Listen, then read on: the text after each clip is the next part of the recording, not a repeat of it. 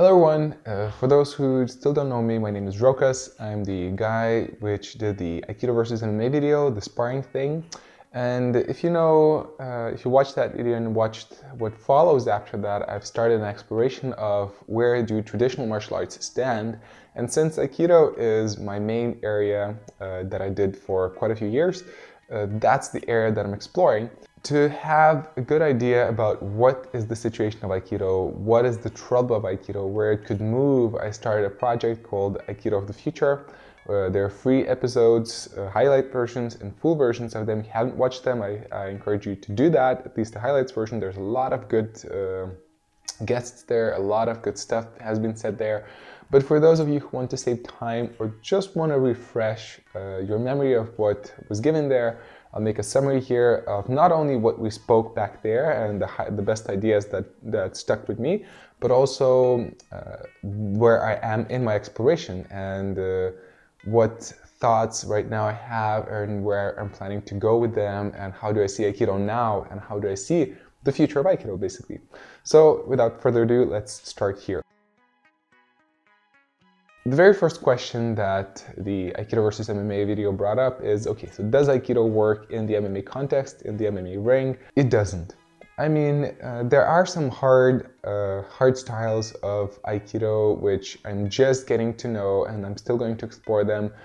But even so, MMA is such an advanced and such a well-developed sport and combat practice. They really shed everything away that is not necessary and only kept what works, while Aikido, as other traditional martial arts, faces the trouble of we are keeping so many things which don't practically work, like even the clothes we wear, the etiquette, or many techniques, they're outdated, like really outdated. And I'm not saying they're bad as long as you understand that they're outdated and you practice them with that in mind. But when you're practicing so many times, so many techniques which are not based on current times, of course when you're going to go into the MMA ring, you're not going to do well because if you want to do something well, as Nathaniel Chokin in episode 3 of Aikido of the Future said, if you want to learn to swim and you do it on dry land, you're not going to learn it, even if you do the movements well. That's where Aikido faces the trouble of not having sparring. Whether sparring has to be there or not, that's another discussion. But yeah, there's no sparring, so there's no pressure testing. Common modern strikes like jab, cross, hook, they normally don't exist in Aikido as well. So many things we're not exposed to that with Aikido skills, even if they're useful at some context, if you go to the MMA ring, of course it's not going to work. I do want to say that in the future I'm planning to look into other martial arts, traditional martial arts too, like Wing Chun, Karate, Judo, and to ask the same question with them, because I'm starting to see that they might be facing the same trouble that Aikido does. It's just Aikido is at the very edge of that trouble, like the leading edge. So other traditional martial arts might have that problem too, but we will look at that later in the future. Now, when we talk about traditional martial arts, the question comes up sometimes, so what is a traditional martial art? If you just consider a traditional martial art to be a martial art that was developed a while ago, well, Judo has a good amount of respect as far as I can see in the modern martial arts world. Muay Thai has been there for ages, and they're doing well. I mean, it's useful in the modern context too. Of course, it has its troubles too, but there's a big difference between Aikido and those two. And that got me thinking, okay, so what are traditional martial arts? And right now, my answer is traditional martial arts versus modern martial arts. Traditional martial arts, they are based on tradition. They're very much attached to tradition. They cannot separate themselves from tradition, meaning the clothes we wear, the etiquette, again, the outdated techniques. Like in Aikido, my primary example, we're doing Suvari Waza technique, which is techniques on the knees. That's because in long time ago, sitting on your knees was common in Japan, or we do some techniques which are based on sword techniques. And swords, you know, I don't see many people walking with swords anymore, but it's a part of the Aikido curriculum. And yes, it can develop body motorics and it can develop some skills, but there's a big gap between the direct practical application and the traditional application. So for me, traditional martial arts is that which is cherishing the tradition, which is again not a bad thing. It's just not useful if you want to go to an MMA ring, which means if you take away the traditional side of it, the whole etiquette, the whole techniques based on the cultural aspect, based on the past, then it loses the traditional martial arts status. So for me, a traditional martial art is a martial art which is very closely tied to traditions and to the cultural standing, to that age which was developed in, and where things are a lot of times they're trying to be preserved as a tradition rather than improved or evolved. So that's for me a traditional martial art. Now the difference between modern martial arts and modern martial arts, I like to say it's MMA. Of course, it's a question whether MMA is a martial art, but it's more of a combat practice. It's a mixed martial art. But let's say MMA, BJJ, those two prime examples of modern martial arts for me, the difference is they don't worry about preserving the tradition. They look at efficiency. They cast away anything that doesn't work, and as soon as you get a better result, as soon as you get a better technique, it moves on. And that's why it's so impressive. And still, BJJ is a martial art, in my opinion. I feel it's on the official level, it's still a martial art. And that is because, yes, there's a gi there, there's the whole belt system, there's a lot of respect in it. It's a bunch of things where some traditions are still there, but it's not so closely tied to it. That's not what defines Brazilian Jiu-Jitsu. And that's why I feel it's a modern martial art. So meaning traditional martial arts preserve traditions and conserve. Modern martial arts, they evolve, they cherish efficiency, and they don't have trouble to exchange things as soon as they find a better one. So that's the main difference for me between the two. Now, one more thing that stuck with me from the talks from Aikido of the Future, so the question of what type of people Aikido is. And I enjoyed the thought that Roy Dean said Aikido is more white collar. That's the first time I heard that, and I feel that's a well thought out thought, that Aikido tends to be, in my experience too, more white collar, meaning people who don't want aggression, people who don't want the messiness of fighting, the whole being punched in the head, being punched in the stomach, losing your breath, being defeated again and again, and a lot of other things, which are, I feel they are very much important when you want to go through that path. They're kind of walking yourself through the fire thing. But people who want to avoid that, Aikido and some other practice, but now looking at Aikido, is perfect for that. In Aikido, the more you practice, the more the failure rate goes down. There's a very small chance of danger, of injury. Everything is very clean, everything is very safe, calculated, which is also the downside of Aikido. But it's interesting to notice that yes, it almost seems like the perfect solution for people who don't want to get messy. And I can respect that. I feel we do need a practice which creates an environment for people who want to do it in a specific way to feel that they can also practice martial arts. But that's where I feel like Aikido needs to become clear. So we do need a practice which welcomes those people, but Aikido needs to be clear. Too many Aikidoka believe that Aikido is an efficient martial art, and I'm talking about the general Aikido, the one you see mostly on various YouTube videos, or the one which is most practiced, because there are different styles, there are different practices, like Shotokan Aikido, Tomiki style, it has sparring. There's the Tenshin Aikido, which is very much about the active, efficient part of Aikido. There are some different things, but looking at the general Aikido, most of it is definitely not effective, but many Aikido people claim and believe it is. Some people even believe it's too deadly for MMA, which is just, nonsense. And I feel that's where Aikido gets the bad rep. It's because of all the illusion it has, all the ludicrous claims that it makes. I feel that's why people become frustrated. Like, nobody is too frustrated in my experience about Tai Chi or Capoeira. I'm not talking about the Tai Chi video now where the master got beaten. Okay, that's another case. But as long as the practice is clear, okay, we're not MMA, we're not combat sports, we're not totally efficient, we are traditional, we're giving different things. It's fine. I feel people can respect that, and people do respect that. But whenever ludicrous claims start to come up, that's where trouble starts to begin. So I feel as long as Aikido is clear, and if some people say, okay, our Aikido is based on tradition. We're learning the sword work, we're learning techniques, which used to be efficient against samurai, etc., then sure, it's great. If there's an Aikido style which goes all on efficiency, that's great too, and that's what you say. Even if, for me, Aikido philosophy is a crucial part. For me, it's inseparable. But if a style wants to focus on the martial side of Aikido and really small, very little on the philosophical part, sure, but then let's make it clear too. Okay, if you want philosophical, let's go there. And that's where this concept recently arose in my head.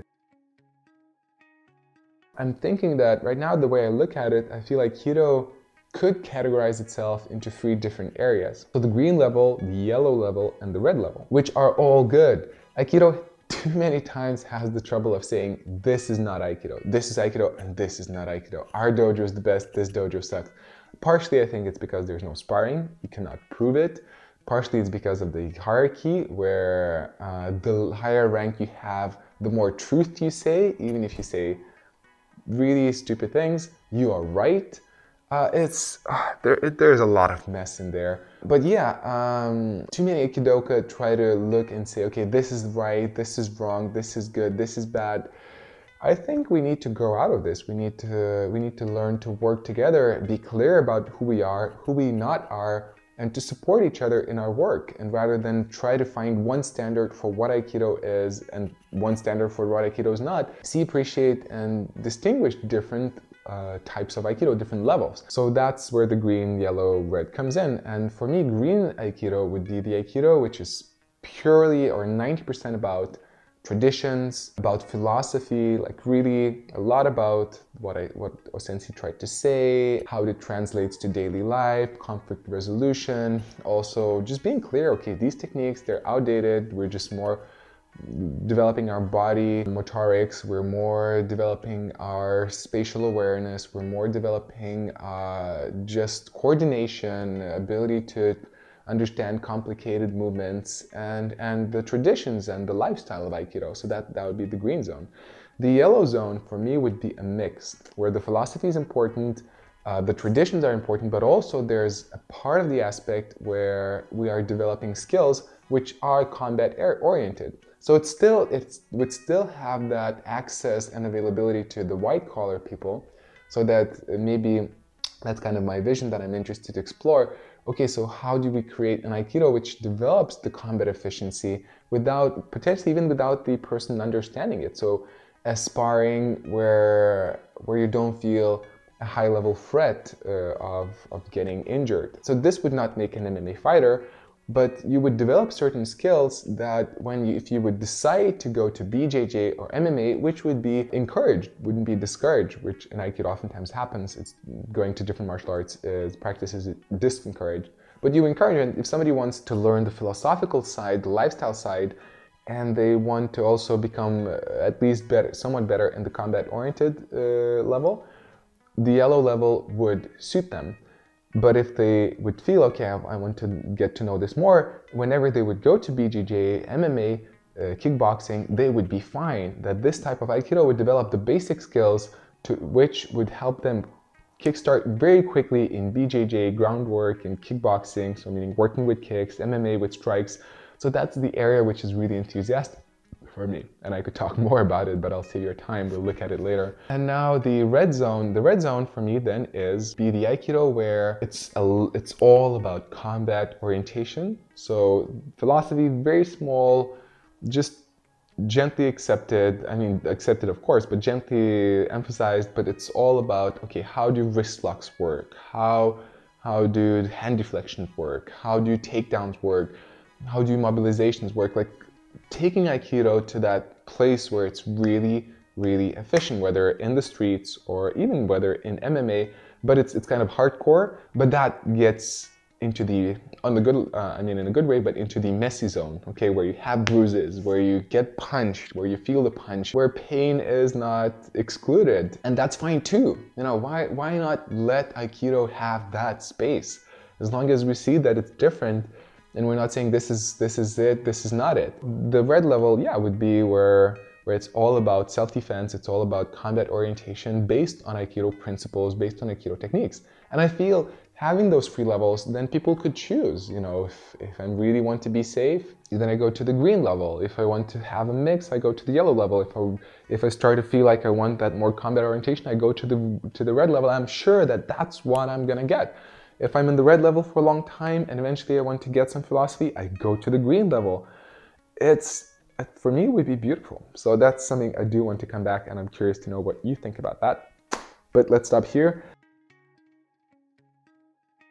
A big question that keeps coming up, so what Aikido can offer to the table, and I'm still interested to explore that, especially with my next project, which will be practical application with the help of UFC fighters and other experienced combat martial artists. But right now, to respect that white collar approach of Aikido, especially on the green, yellow level, maybe we could add the sparring or some work from other practices in a playful manner, where it's not all about life and death. It's not all about beating each other down or posing a big threat, but just having playful exercises. So right now I'm going to MMA, kickboxing, BJJ just for a fairly short amount of time, but still there are these exercises. You know, you try to touch the shoulder of the other. You're learning to avoid the touch, try to touch the foot, rolling on the ground, and just trying to keep your base. Exercises like that, which are playful, which are not very much competitive, feel good, they're fun, but they're developing exercises they're developing skills which will come in use if you go to practice those styles. Aikido, I feel, could engage more this type of approach. So yeah, Aikido, we're white collar. I mean, we tend to be white collar. We are all about peace, but then we're doing these exercises which develop skills which are useful to other arts too. So the lifestyle aspect of Aikido, of conflict resolution, of being able to accept challenges, of being able to accept conflict, transform conflict, of growing, of evolution, which is what Sensei, the founder of Aikido, spoke about. Being able to implement those and offer it on the table to other martial arts, or even the Masagatsu Agatsu, which I feel BJJ on a part is already including, which I respect so much. But Masagatsu Agatsu is a principle offered by the founder of Aikido. It's true victory is self-victory, meaning defeating yourself. So when I go to roll in BJJ or when I spar using the Aikido principle, I'm not trying to win. I'm not trying to prove something. I am trying to become a better version of myself, which lets me spar with more advanced people and not be upset if they kick my ass, which lets me roll with high advanced people and benefit from it. And that approach really, it takes a lot away the pressure of needing to prove something, needing to win, and it opens up great channels of development. And I feel this type of approach, psychology and philosophy, Aikido could bring to the table of martial arts, as long as it starts to become respected. And we need to work on that. And also meditation. Meditation in the combat arts, so far I haven't heard even one word about that. I mean, very, very little. And for me, meditation really helps to keep the mind empty. Like for Aikido, meditation, most of the times, it's a crucial part of the practice. Not always, but it is. Sensei, the founder, meditated a lot. Connecting meditation with the martial arts and drawing inspiration from Aikido to add that to the table. I mean, even when I'm in a BJJ class per se, there's a lot of stuff you need to pick up. So if your mind is busy with things, thinking, okay, what happened? What's gonna happen? Will I be able to learn this? Or, you know, some trouble at home, whatever. It's hard to pick up techniques. You're not fully there, you're not present. Or even when you're rolling or when you're sparring, if you're thinking, okay, the punch is gonna come here. And I feel maybe advanced people are learning to do this naturally, but even in early days, if you learn to empty your mind, to be fully focused, to be fully present, for me, I feel that helps learning BJJ and MMA so much. You know, I'm there, I really, as soon as they show something to me, I'm there, I see it, I listen to it. And when I practice, I don't think about other things and I can do it fairly quickly, I feel. So that's another thing. And more too, but just a few ideas for you to think about what Aikido could bring to the table in the future. Okay, so the very last thing, I'll just mention that the Modernized Aikido, the next project, is coming out soon. I'm gonna try to release the first special episode next week. I'll still need a bit more time to get everything going, but just to let you know what's going to happen. So I'm going to connect up with various experts in their field, like a pro UFC fighter, self-defense instructor, etc., and look at them. Okay, how can Aikido techniques be adapted to the modern standard? So really interesting stuff. And on the last episode of it, I'm planning to spar again with Tadas, the same guy I sparred with, and to see my progress, which should be very interesting both for me and for you guys.